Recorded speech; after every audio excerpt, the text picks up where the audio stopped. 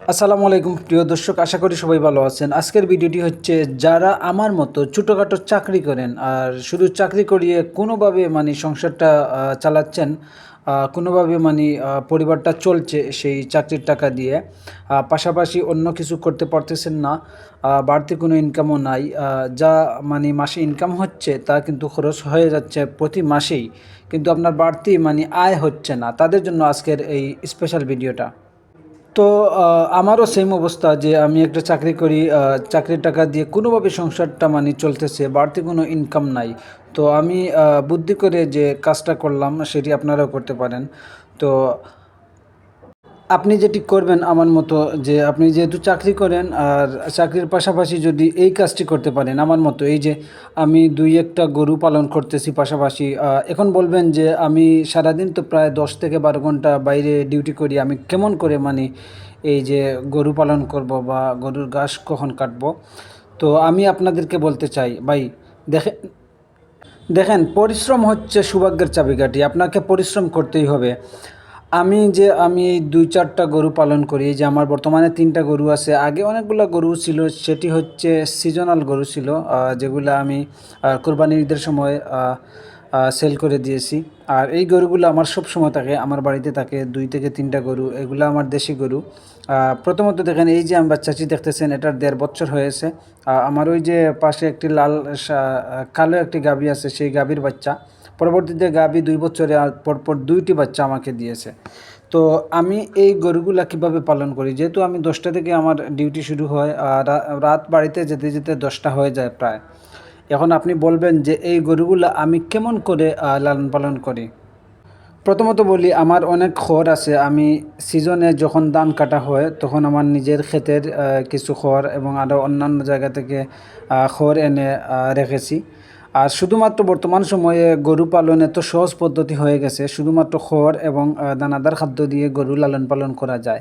আমি আমার গরুদেরকে কোনো দানাদার খাদ্য খাওয়াই না। এই যে দেখেন আমার গাভীটা, আমি আমার গরুকে শুধুমাত্র ঘাস খাওয়াই। আর বর্তমানে যেহেতু বর্ষাকাল চলতেছে সেই জন্য আমার ঘাসের জমিগুলা পানিতে তলিয়ে গেছে, এখন কোনো ঘাস নাই। এখন হচ্ছে শুধুমাত্র খড় এবং ধানের গুঁড়া আর ওই যে ফেনা খাওয়াই। তো খড়গুলো তো আমার আগেই সিজনে আমি জমিয়ে রেখেছিলাম। আমার এখন আর খড়ের জন্য কষ্ট করতে হয় না। আমার সারা বছর এই ২টা গরু, আমি যে খড়গুলা জমিয়েছিলাম সেই খড় দিয়ে আমার সারা বছর চলে যাবে এই গরু ২টার জন্য। আর পাশাপাশি ধান, যখন আমাদের ক্ষেতের ধান আছে, যেহেতু আমাদের ধান মেশিনে ভাঙা লাগে, তো ধানের গুঁড়া বের হয়, সেগুলা গরুকে আমরা খাওয়াই। আর ঘাস যেহেতু এখন নাই, বর্তমানে আমাদের বর্ষাকালে আমাদের ওইদিকে অনেক কচুরিপানা পাওয়া যায়। সেই কচুরিপানাগুলা সকালে মাত্র আধা ঘন্টা সময়ে ২টা গরুর জন্য আপনি সকালে মাত্র আমি ধরলাম সর্বমোট আপনি ১ ঘন্টা সময় ব্যয় করবেন আপনার অফিসে যাওয়ার আগে। আপনি যেই চাকরি করেন না কেন, আপনি চাকরি করেন ১০টায়, আপনি সকালে ঘুম থেকে ৮টায় উঠেন, ৮টা থেকে ৯টা পর্যন্ত আপনি আপনার এই যে খামারের যে কাজগুলা, সেই কাজগুলা আপনি নিজেই করবেন। মাত্র ১ ঘন্টা গরুর গোয়াল-টোয়াল পরিষ্কার করে আর আপনি ঘাস কেটে আনতে পারবেন। সারাদিন খড় খাবে, খড় তো বাড়িতেই আছে। খড় খাবে গরু, এবং ঘাস খাবে এবং বিকেলবেলা গুঁড়া খাবে। এখন আপনি বলতে পারেন যে, বা আমি তো ঘাস কেটে দিলাম, বাকি কাজগুলা কে করে? যেহেতু আপনি একটি পরিবারে থাকেন, যেহেতু আপনার মা থাকতে পারে, আপনার পরিবারে শুধু তো আপনি একা থাকেন তাই কিন্তু না, আপনার ওয়াইফও থাকতে পারে। এই যে বাড়িতে আছে, ওই যে দেখেন আমার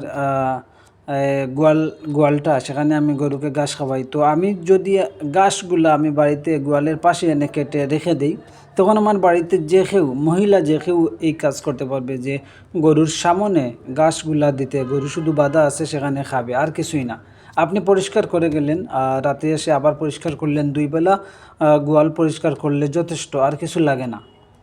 মাত্র প্রতিদিন সকালে ১ ঘন্টা সময় যদি দেন, তাহলে আপনি ২-৩টা গরুকে আপনি অনায়াসে লালন পালন করতে পারবেন। আর যদি আপনি ঘাস যদি কাটতে না পারেন, আপনার ঘাস না থাকে, শুধুমাত্র খড় এবং দানাদার কিনে এনে আপনি গরু লালন পালন করতে পারবেন, কোনো সমস্যা নাই। আপনি শুধু সিজনে খড় জমিয়ে রাখবেন, আর দানাদার তো আপনি বাজার থেকে কিনে আনবেন। এইরকম গরু ১-১.৫ কেজি হয়তো দানাদার খাবে, ডেইলি ১০০ টাকার মতো খরচ হবে এক একটার তলে। তবে এইগুলা দানাদার খাইয়ে মানে গরু লালন পালন করা হচ্ছে, যেগুলা ওই যে ফেটেনিং করার জন্য, যারা ফেটেনিং করে গরু মোটা তাজাকরণ করে, তাদের জন্য এটা বেশি কাজ করে। আপনি যদি মোটা তাজাকরণ করে 3 মাস প্রজেক্টে এই কাজগুলা করতে চান তাহলে অবশ্যই আপনি ফেটেনিং করতে পারবেন। দেখবেন এটা হচ্ছে আপনার বাড়তি আয়, পাশাপাশি আপনি চাকরি করলেন। যদি আমাদের ভিডিওটা ভালো লাগে অবশ্যই আমাদের চ্যানেলটি সাবস্ক্রাইব করবেন, আমাদের পাশে থাকবেন। আপনাদের কোনো প্রশ্ন থাকলে অবশ্যই আমাদের কমেন্টে জানাবেন। ভালো থাকবেন সবাই। আল্লাহ হাফিজ। আসসালামু আলাইকুম।